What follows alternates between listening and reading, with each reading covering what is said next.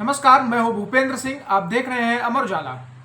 इस वीडियो में चर्चा यूपी की राजनीति की, विशेषकर सत्तासीन पार्टी भाजपा की, उसकी रणनीति की। नए यूपी भाजपा अध्यक्ष इन दिनों भ्रमण कर रहे हैं, तो चर्चा करेंगे उनकी बैठक और उनके संदेशों की। तो आइए शुरू करते हैं। उत्तर प्रदेश में कथित तौर पर भाजपा के अंदर पनप रही जातीय राजनीति पर प्रदेश अध्यक्ष पंकज चौधरी बेहद सख्त नजर आ रहे हैं। उन्होंने राजधानी में हुई बैठकों पर तो कड़ी आपत्ति जताई ही थी। अब ब्रज क्षेत्र से शुरू की गई अपनी यात्रा के दौरान बैठकों में भी वह यह संदेश दे रहे हैं। आगरा में हुई बैठक में उन्होंने एक बार फिर यह साफ किया कि भारतीय जनता पार्टी राष्ट्रवादी और सर्व समाज की पार्टी है। इसके खिलाफ बात करने वालों पर कार्रवाई की जाएगी। उन्होंने कहा कि हाल ही में लखनऊ में हुई बैठकें फिर न हो, इसके लिए कार्यकर्ताओं और नेताओं को चेताया गया है। स्पष्ट किया गया है कि अगर कोई ऐसा करता पाया जाएगा तो उसके खिलाफ पार्टी संविधान के अनुसार कार्रवाई होगी। इससे यह साफ है कि यूपी भाजपा में चल रही कथित जातीय राजनीति उसे खुद को नुकसान पहुंचाए, इससे पहले ही इस पर लगाम लगाना जरूरी है। नए यूपी भाजपा अध्यक्ष भी इसी मूड में दिख रहे हैं। दरअसल पंकज चौधरी इन दिनों यूपी भ्रमण पर निकले हैं। मथुरा में बांके बिहारी के दर्शन करने के बाद वह ताज नगरी आगरा पहुंचे। यहां बैठक में उन्होंने विपक्ष को निशाने पर लिया। कहा कि अखिलेश, लालू, ममता सहित इंडी गठबंधन के दलों में पार्टी अध्यक्ष बनने के लिए कार्यकर्ताओं को उनके ही खानदान में पुनर्जन्म लेना पड़ेगा। भाजपा में जहां जिसकी जरूरत होती है, पार्टी उसे वहां नियुक्त कर देती है। सांसद, प्रदेश व राष्ट्रीय अध्यक्ष तक बना देती है। यही नहीं, चौधरी ने आगे कहा कि भाजपा की खूबी है कि यहाँ कोई छोटा या बड़ा कार्यकर्ता नहीं होता। भाजपा का प्रदेश अध्यक्ष भी सपा के राष्ट्रीय अध्यक्ष से बड़ा होता है।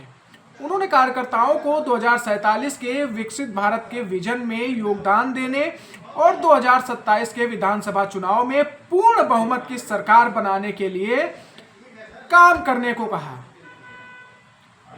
पूर्वी यूपी से होने के नाते पश्चिमी यूपी वाले कुछ सोचे या कोई ऐसी बात सामने आए, इससे पहले ही यूपी भाजपा अध्यक्ष ने साफ करते हुए कहा कि पश्चिम के कार्यकर्ताओं को यह ना लगे कि वह पूरब के नेता हैं, पश्चिम पर ध्यान नहीं देंगे। इसलिए पहली यात्रा बांके बिहारी का आशीर्वाद लेकर ब्रज क्षेत्र से ही शुरू की है। उन्होंने कहा कि ब्रज क्षेत्र के कार्यकर्ता जुझारू हैं, इसलिए सभी का सहयोग जरूरी है। अगर कार्यकर्ता ठान लें तो उन्हें कोई नहीं रोक सकता, लेकिन अगर वह घर बैठ जाए तो सफलता नहीं मिल सकती।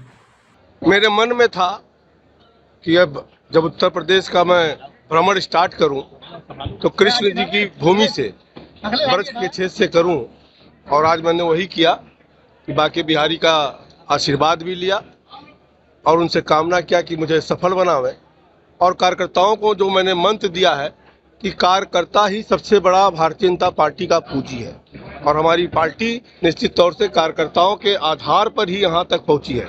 इसलिए भविष्य में सभी कार्यकर्ता अपने तन मन धन से लगे ताकि 2027 में पुनः भारतीय जनता पार्टी की सरकार। अखिलेश यादव ने बड़े सवाल खड़े किए थे कि जो 7 बार के सांसद हैं उनको प्रदेश अध्यक्ष और विधायक हैं उनको कार्यकारिणी राष्ट्रीय अध्यक्ष, ये बड़े सवाल होंगे। यही तो भारतीय जनता पार्टी की खूबी है, यही भारतीय जनता पार्टी की खूबी है कि हमारे यहाँ कोई छोटा और बड़ा कार्यकर्ता नहीं होता। जहां पर जिसकी आवश्यकता होती है पार्टी वहां पर नियुक्त करता है। अगर आप देखें तो प्रदेश अध्यक्ष उत्तर प्रदेश का कोई छोटी चीज नहीं है। अगर अखिलेश यादव के दल की बात करें तो उनका जो राष्ट्रीय अध्यक्ष है उससे कहीं बड़ा भारतीय जनता पार्टी का प्रदेश अध्यक्ष होता है। और दूसरी बात मैं कहता हूँ कि यहाँ तो मैं एक छोटा कार्यकर्ता, सांसद होना अलग बात है, सांसद भी भारतीय जनता पार्टी ने मुझे बनाया है, और सांसद होने के साथ साथ आज वो प्रदेश अध्यक्ष का जो पद दिया है, अगर आप देखें कि जो ये इंडी गठबंधन है, चाहे उसमें अखिलेश यादव का पार्टी हो, चाहे लालू यादव की पार्टी हो, चाहे वो कांग्रेस की पार्टी हो, और चाहे बंगाल में ममता बनर्जी की पार्टी हो, अगर इन दलों में आपको प्रदेश अध्यक्ष बनना है तो पहले आपको पुनर्जन्म लेना पड़ेगा उनके खानदान में, तब आप प्रदेश अध्यक्ष बन सकते हैं।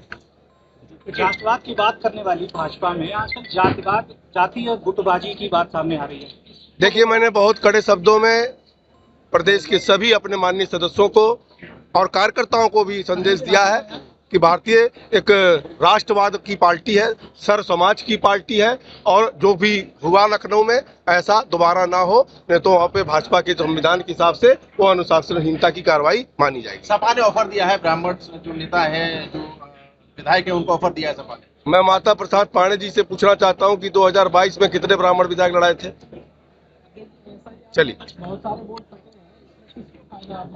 देखिए, एसआईआर की प्रक्रिया कहीं ना कहीं चुनाव आयोग द्वारा चलाई जा रहा है, जो संवैधानिक व्यवस्था के तहत चल रहा है, और एसआईआर कोई पहली बार नहीं हुई है, ये 8वीं बार हो रही है। और आप देखें कि उसमें पूरी गहन चर्चा, आप लोग भी इसी क्षेत्र के रहने वाले हो, गहन उस पर जांच हो रही है। जो लोग शिफ्ट कर गए हैं, जो लोग डेथ कर गए हैं, ऐसे लोगों का नाम हटाया जा रहा है, और अभी जो नए लोग हैं उनका नाम बढ़ाया जाएगा। तो निश्चित तौर से वो बाद में रिजल्ट 31 तारीख के बाद जब सूची प्रकाशित होगी, उसके बाद सही पिक्चर सामने आएगी। आखिरी सवाल, कोडिन को लेकर बड़े सवाल खड़े हो रहे हैं, कोडिन माफिया, तमाम तरह की बातें आ रही हैं, इस पर स्पष्ट कर दीजिए। देखिए, कोडिन का जहां तक विषय है, या कोई भी अपराध का विषय है, अपराध और अपराधी के लिए भारतीय जनता पार्टी के, चाहे दिल्ली की सरकार हो, चाहे प्रदेश की सरकार हो, जीरो टॉलरेंस की नीति है, और जो भी इसमें दोषी पाया जाएगा उसके खिलाफ कार्रवाई होगी। कार्यकारिणी कब तक घोषित हो जाएगी? अब ये आपका विषय नहीं है, हम लोग बैठेंगे अपने संगठन के, अपने टीम के साथ, फिर निर्णय लेंगे। 27 में कितनी बड़ी जीत मान के चल रहे हैं आप? निश्चित तौर से जिस प्रकार से बिहार में प्रचंड बहुमत से भाजपा और एनडीए जीती है, उत्तर प्रदेश में उससे ज्यादा प्रचंड बहुमत से 27 में सरकार बनेगी। आपके राज्य की खबरें, आपके शहर की खबरें सबसे पहले जानने के लिए देखते रहें अमर उजाला। चैनल को सब्सक्राइब जरूर कर लें और पाएं हर अपडेट।